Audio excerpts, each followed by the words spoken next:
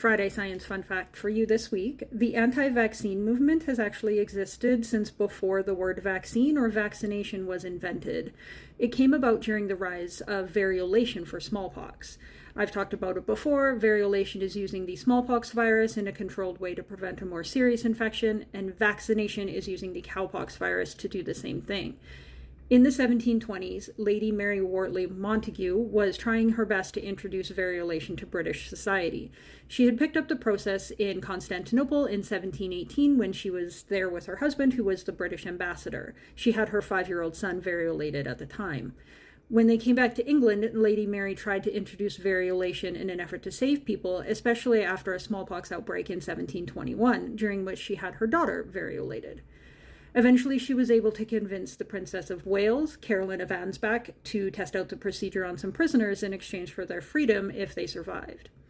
The trial worked and all 6 of them survived and were released, and after that, variolation became this bougie upper crust thing that the fancy people all had performed on their children.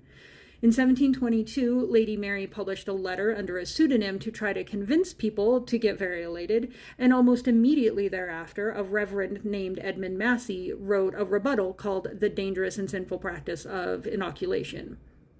In that, he insisted that smallpox and disease were God's divine punishment, and to interfere with that was tantamount to blasphemy. Other local clergy believed that variolation was a sin because it came from an animal and was thus unclean. Even back then, other people objected because they believed the process and the pressure to be variolated violated their personal liberty, which is apparently more important to them than a collective sense of responsibility to protect our fellow citizens and neighbors. The term vaccination comes from vacca, the Latin word for cow, because Edward Jenner used cowpox to prevent smallpox starting in 1789 when he inoculated his son, Edward. In 1796, he performed his most recognized vaccination, where he vaccinated his gardener's 8-year-old son, James Phipps.